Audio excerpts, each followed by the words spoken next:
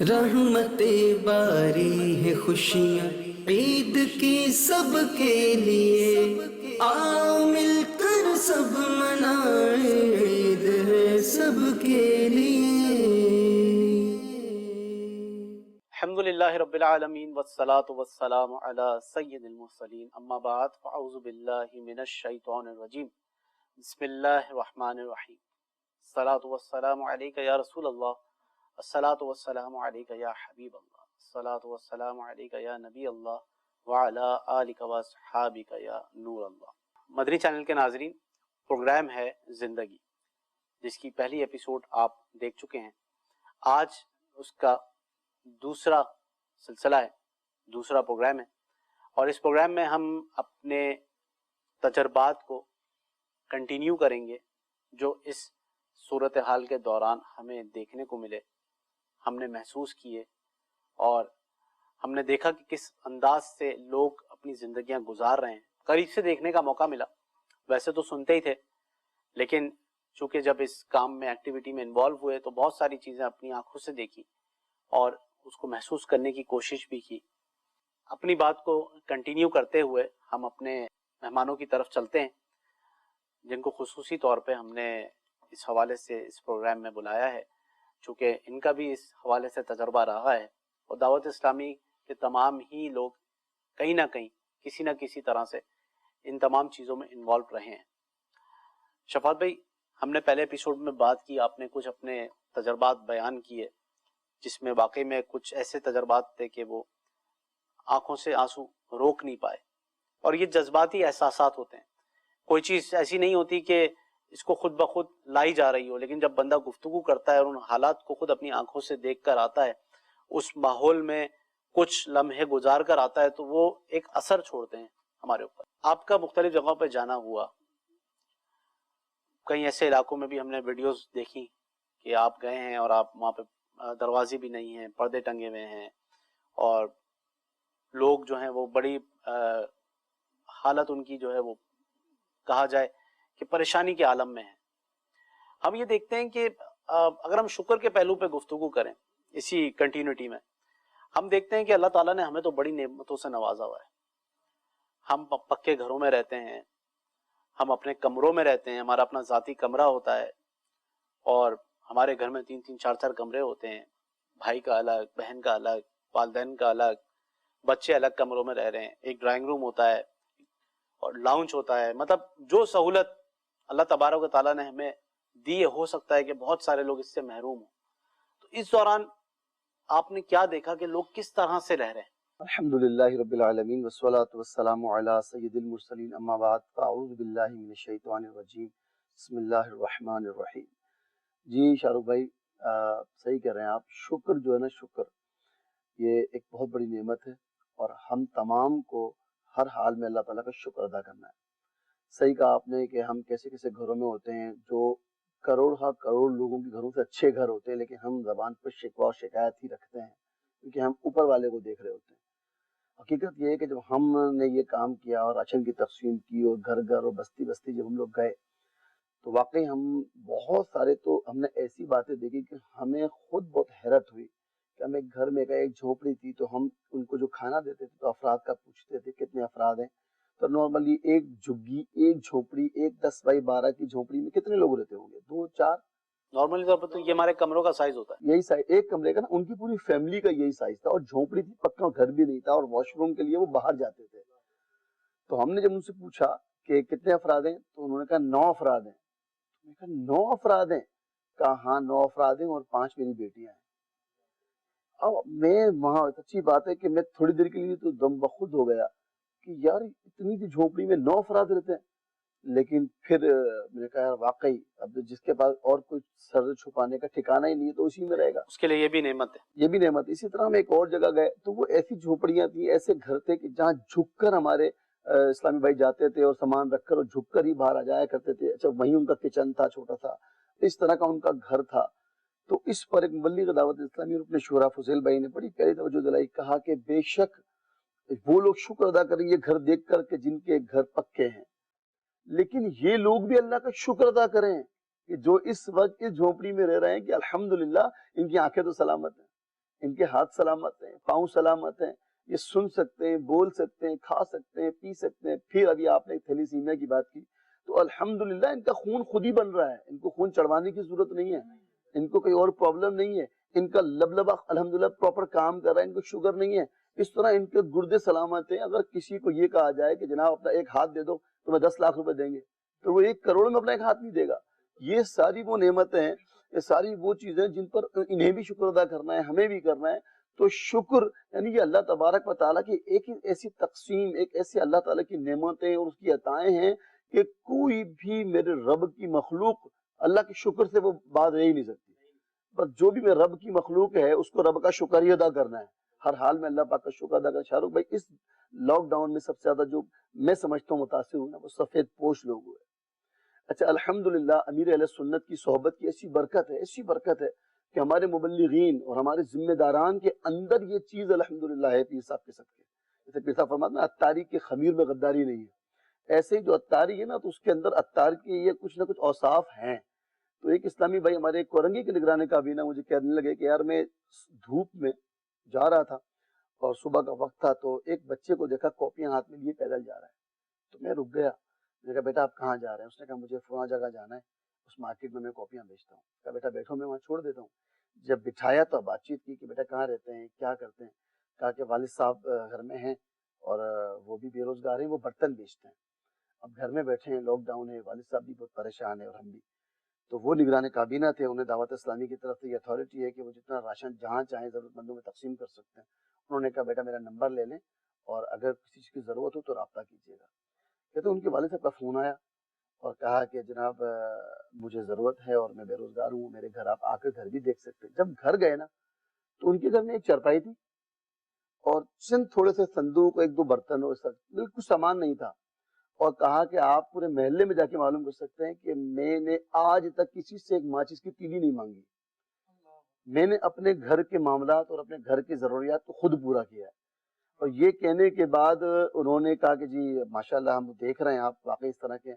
ان کو جب راشن پیش کیا تو یقین کریں وہ پھوٹ پھوٹ کے رونے لگے اور اتنی دعائیں دعوت اسلامی کو دے رہے تھے، اتنی دعائیں ہمارے نگران کو دے رہے تھے. اور اس نگران کا میرے پاس وائس میسیج ہے، وہ ایسے جذبات اس کے تھے کہ شفاعت بھائی بہت دعائیں مل رہی ہیں، لوگ بہت دعائیں دے رہے ہیں لوگ. اچھا اس دوران بہت سارے لوگ جو ہے نا وہ شکوہ بھی کرتے ہیں.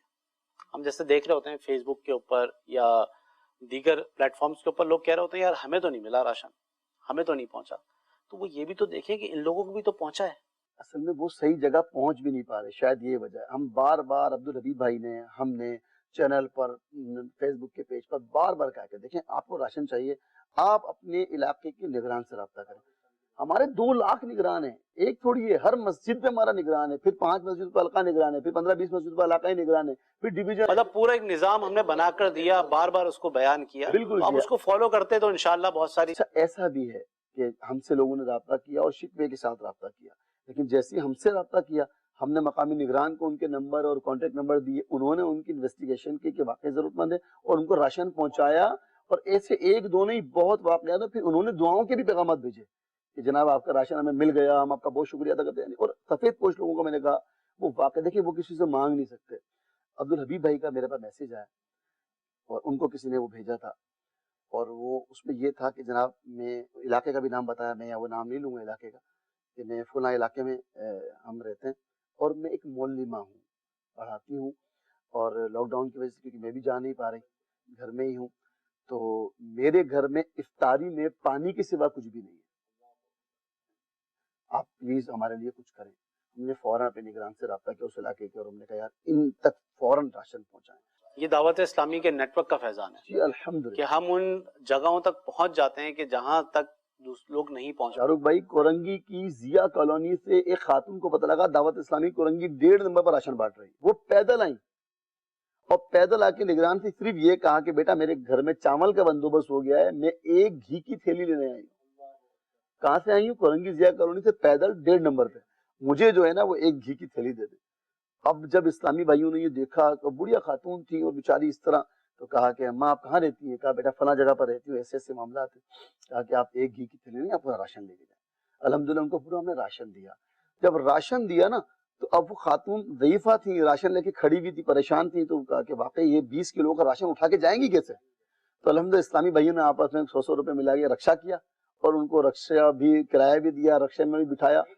آپ شاہ رخ بھائی یقین کریں، وہ اسلامی بھائی بتا رہے ہیں کہ وہ جو بڑھیا خاتون تھی وہ جھولی اٹھا اٹھا کر دعائیں دے رہی تھی، حضرت صاحب کو دعائیں دے رہی، دعوت اسلامی کو دعائیں دے رہی، اور کہہ رہی کہ میں کس طرح تمہارا شکر ادا کروں۔ امیر علیہ سنت کی تربیت ہے کہ ایک کام تو وہ ہے جو تحریک کی سطح پہ ہو رہا ہے، لیکن دوسرا کام وہ ہے کہ انڈیویجول بھی اپنی ذمہ داری کو پورا کرتے ہوئے اسلامی بھائیوں نے 100 روپے اکٹھے کر کے ان کے گھر جانے کا بھی انتظام کیا۔ جی ایسا ہے، اورنگی ٹاؤن کے نگران کابینہ کا مجھے فون آیا کہ ایک سید صاحب نے رابطہ کیا، کہا کہ ہم لوگ ہمارے یہاں فاقے ہو رہے ہیں، ہم سادات سے ہمارے کچھ بھی نہیں ہے۔ انہوں نے فوراً ذمہ داران نے آپس میں پیسے ملا کے فوراً ان کے گھر پہ کچھ پیسے پہنچائے کہ آپ فوراً یہ پیسے لیں، اپنا کام تو شروع کریں۔ ساکروں سے ہمارے پاس، کیونکہ ہم نے الحمدللہ پورے پاکستان میں کام کیا۔ اب میں آپ کو وہ باتیں بتا رہا ہوں جو مجھ تک خبریں آئیں، تو ساکروں یہ ہمارے ٹھٹا سے پہلے کا علاقہ، وہاں پر ہمارے اسلام بھائی نے بتایا کہ جناب کچھ سادات نے رابطہ کیا اور کہا کہ جناب ہم لوگ اس وقت اس قدر آزمائش میں ہیں، اگرچہ ہمیں پتہ ہے کہ ہم سید ہیں، لیکن اگر آپ کے پاس زکوٰۃ کے مال میں بھی کچھ ہے اور راشن ہے نا، ہمیں وہی دے دیں۔ انہوں نے ہم سے رابطہ کیا، ہم نے ان کو فوراً بلایا اور یہاں ان کو کہا کہ راشن لے کے جائے۔ راشن زیادہ تھے، تقریباً تھے کوئی 100 سے زیادہ راشن تھے۔ اب ان کا ٹرک لوڈ ہو گیا۔ جب یہ بات انہوں نے مجھے بتائی نا، تو ٹرک والے نے سادات کا راشن رکھنے سے منع کر دیا۔ آپ یقین کریں، ہم نے اس فیس بک پہ بھی اس سلسلے کو میں لائیو کیا، وہ ٹرک کھڑا تھا، یہ ساری باتیں اس وقت بھی ہوئی۔ ہم نے اب یقین کریں اس ٹرک والے کو بولا اور میں کہا دیکھو نبی پاک علیہ الصلوۃ والسلام کی آل آزمائش میں آپ کو ہم یہ نہیں کہتے کہ لوڈ والا واپسی خالی کرو، آپ کی ڈبل محنت ہوگی، لیکن کم از کم اس میں سے کچھ راشن تو رکھ لو۔ یہ 100 راشن ہے، لیکن کچھ 10-12 ایسے سادات ہیں جو بہت ہی آزمائش میں۔ الحمدللہ اس نے بھی کوآپریٹ کیا۔ اللہ تعالیٰ ان کے دلوں میں ڈالتا ہے، وہ آتی ہے اس کے دل میں۔ اس نے بھی کہا ٹھیک ہے، اس نے ہم نے کئی سادات کے راشن لیے، جگہ بنائی، وہ رکھے، اور الحمدللہ وہ سادات کے یہاں پہنچ گئے۔ اور عید سے تقریباً 3 دن پہلے 3 دن پہلے ہم نے الحمدللہ بقیہ جو بھی راشن سادات کا تھا سارا کا سارا وہ ساکروں پہنچا دیا۔ ہم نے ان کو عید کے 1000 سوٹ بھی ساکروں میں پہنچائے۔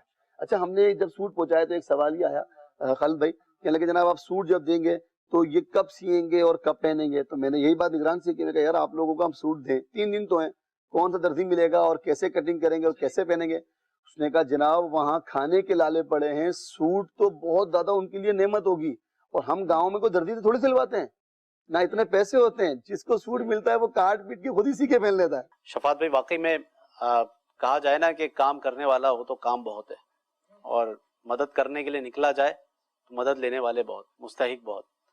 اب اس میں اگر یہ شکر کے پہلو پہ ہماری گفتگو ہو رہی تھی، اور بیچ میں آپ نے ایک بات کی تھی کہ اللہ تعالیٰ نے ہمارے جسم میں نظام دیا ہے کہ خود بخود چیزیں جو ہیں وہ مینیج ہو رہی ہوتی ہیں۔ اب اسی دوران جب ہم ایک ڈاکٹر صاحب کے پاس گئے تو ہمیں پتہ چلا کہ چونکہ ظاہر سی بات ہے کہ تھیلیسیمیا کے مرض کے اندر خون بنتا نہیں ہے، آپ کا جسم جو ہے وہ خون کھانے کی مشین ہوتی ہے، خون بنانے کی مشین نہیں ہوتی اس جسم میں۔ اب خون تو مل جاتا ہے، خون تو چڑھا دیا، اس کے سارے ٹیسٹ وغیرہ کر لیے، اس میں کوئی اللہ نہ کرے کوئی HIV تو نہیں تھا یا کوئی اور اس میں مرض تو نہیں تھا، وہ سارے ٹیسٹنگ کے بعد خون چڑھا دیا گیا۔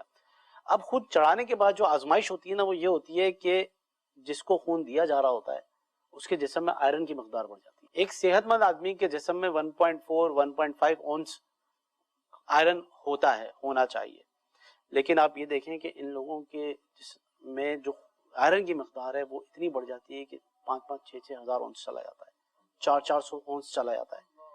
اس کے سائیڈ ایفیکٹس ہوتے ہیں، ان کے پتے کا سائز بڑھ جاتا ہے، دماغ کا سائز بڑھ جاتا ہے، چہرے کے خد و خال، ان مریضوں کو آپ دیکھیں تو ان کے چہروں کے خد و خال مختلف ہوتے ہیں، رنگت ان کی الگ ہوتی ہے۔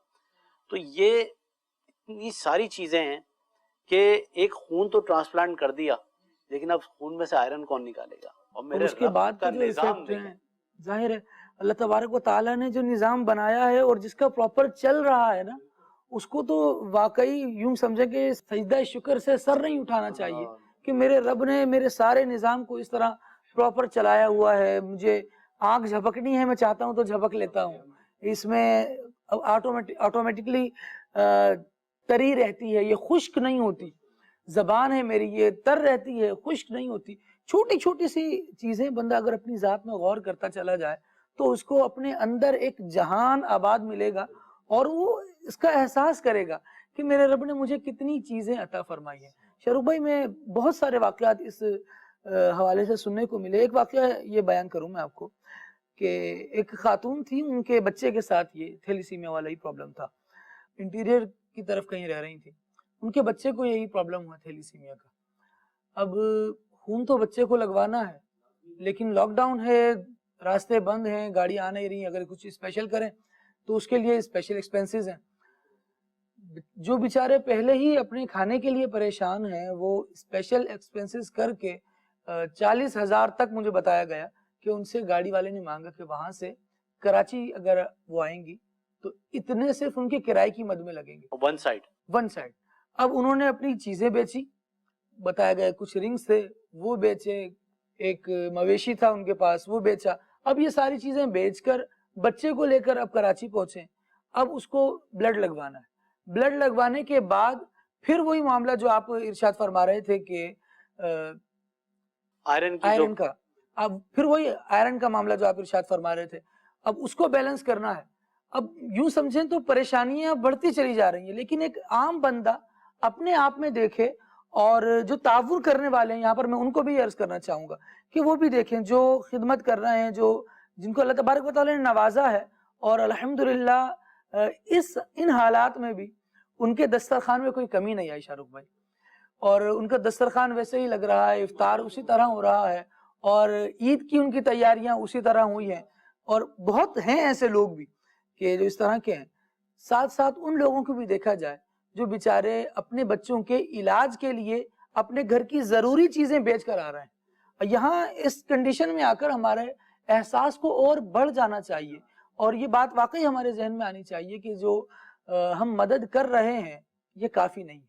اگر ہمارے پاس اور ہے تو ہم اور رب کی راہ میں دیں. لوگ واقعی بہت پریشان ہیں، ہم کسی کا سہارا بنیں گے. رب نے بھی تو میرا رزق نہیں روکا، اللہ، وہ بھی تو مجھے مستقل دے رہا ہے، تو پھر میں کیوں روکوں آگے جب اللہ نے مجھے وسعت دی ہے. اور وعدہ بھی کیا ہے نا کہ تم دو گے تو پھر تمہیں بڑھا کر دیا جائے گا.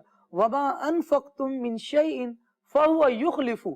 اللہ کی راہ میں جو خرچ کرو گے نا، اللہ تبارک و تعالیٰ اور بڑھا کر دے گا. اور خاص کر تھیلیسیمیا کے کانٹیکسٹ میں جو ہماری گفتگو ہوئی، ایک بڑا نفیس جملہ ہمارے نگران مجلس سے قبلہ اسد مدنی دامت برکاتہم العالیہ، انہوں نے گفتگو کرتے ہوئے یہ بات ارشاد فرمائی تھی، بڑی پیاری اور بڑی بھری لگی مجھے، کہ اللہ تبارک و تعالیٰ کو نا صدقہ بھی وہ پسند ہے، وہ زیادہ پسند ہے، اور اس صدقے کی ویلیو زیادہ اللہ تبارک و تعالیٰ کے یہاں بڑھ جاتی ہے کہ جو موقع کے اعتبار سے کیا جائے. مطلب لوگوں کو جس چیز کی زیادہ ضرورت ہے وہ چیز صدقے میں دے دی جائے.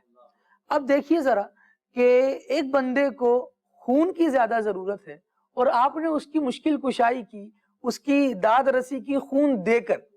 یہاں پر پیسہ دے دینا وہ بھی اس کی مدد کے لیے ہوتا تو، لیکن وہ ضرورت پوری نہیں ہوتی جو خون دینے سے ہو رہی تھی. اب یہاں بندہ آ کر اس طرح سے مدد کرے کہ میرے مسلمان بھائی کو ضرورت کس چیز کی ہے، اس چیز کو دے، اور پھر ذرا دیکھے کہ اس کے بعد بھی تو کوئی کرائسس آ سکتے ہیں.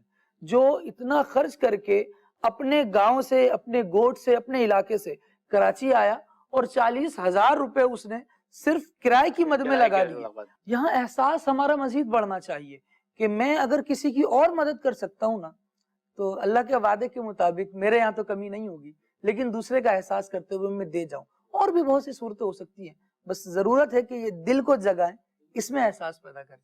یہ صحیح کہا ماشاءاللہ، ہمارے خالد بھائی نے بڑی اچھی بات کی. احساس، شاہ رخ بھائی، احساس یہ ایک کیفیت کا نام ہے، اور جو جتنا بڑا آدمی ہوتا ہے نا، اس میں اتنا زیادہ احساس ہوتا ہے. یا بڑے سے مراد پیسے والا بڑا نہیں، بلکہ کردار میں جو بڑا ہوتا ہے تو اس کے اندر اتنا زیادہ احساس ہوتا ہے.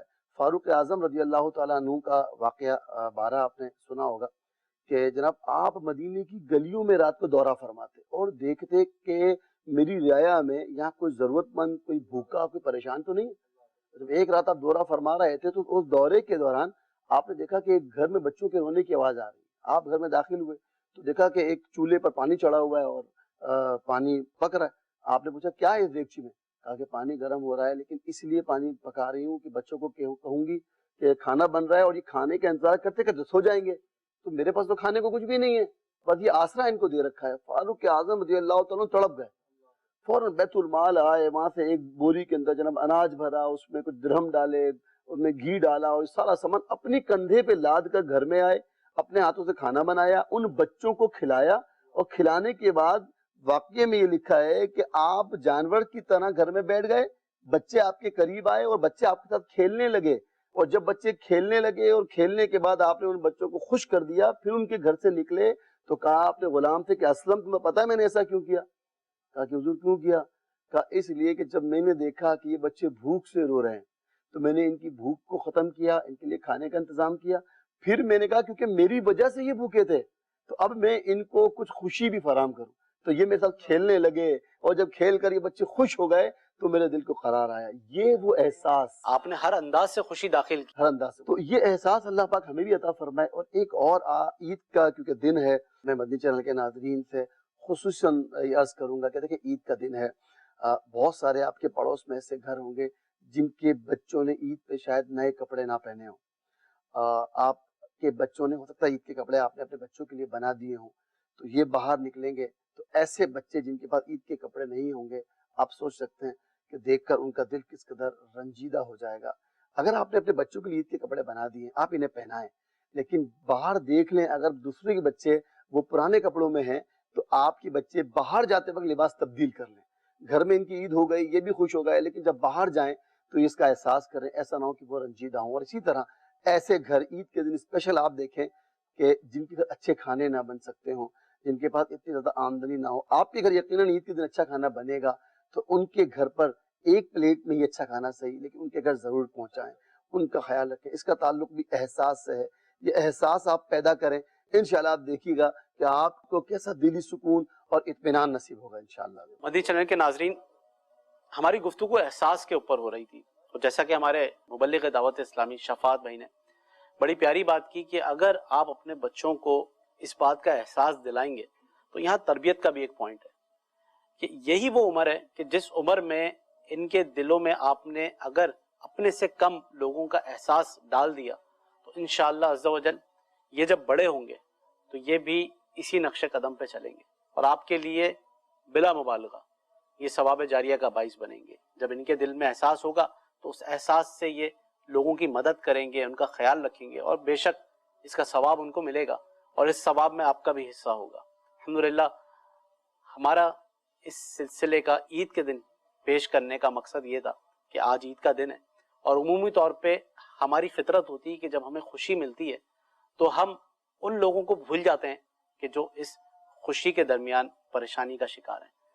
تو اپنی خوشیوں میں, اپنے ان مسرت بھرے لمحات میں ان لوگوں کو بھی یاد رکھیں, ان رشتہ داروں کو بھی یاد رکھیں کہ جو اس وقت ضرورت میں ہیں, پریشان ہیں, آپ کے آس پڑوس میں لوگ پریشان ہیں, ان تمام کا خیال رکھیں. انشاءاللہ عز و جل ہم پھر آپ کے سامنے ایک نئے موضوع کے ساتھ اللہ نے چاہا تو پھر حاضر ہوں گے. اس وقت ہمارے اس پروگرام کا اختتام ہوا چاہتا ہے, اور آخر میں ہم آپ کو دعوت اسلامی نے اس لاک ڈاؤن کے درمیان جو ویلفیئر ایکٹیویٹیز کی اس سے متعلق ایک چھوٹا سا پیکج دکھائیں گے. مدنی چینل دیکھتے رہیے. صلو علی الحبیب صلی اللہ تعالی علی محمد صلی اللہ علیہ وسلم. بہت شور ہے, اگر سننا چاہو تو کہیں بھوک شور مچا رہی ہے تو کوئی موت سے زندگی جیتنے کے لیے لڑ رہا ہے, کسی کی بھوک مٹانے کے لیے تو کسی کی زندگی بچانے کے لیے. دعوت اسلامی بنی امید کی کرن. 26 لاکھ فیملیز کی مدد کرنے کا ٹارگٹ لیے, اور ساتھ ہی زندگی اور موت کی کشمکش میں موجود تھیلیسیمیا کے مریضوں کی ایسے وقت میں امید بندھائی جب ہر کسی کو اپنی فکر تھی.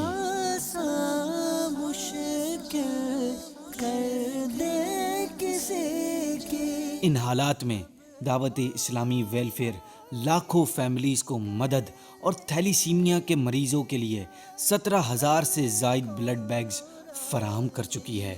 ہمیں امید ہے اللہ کی رحمت سے کہ آپ ہمارا ساتھ ضرور دیں گے. رحمتیں باری ہے, خوشیاں عید کی سب کے لیے, آؤ مل کر سب منائیں, عید ہے سب کے لیے.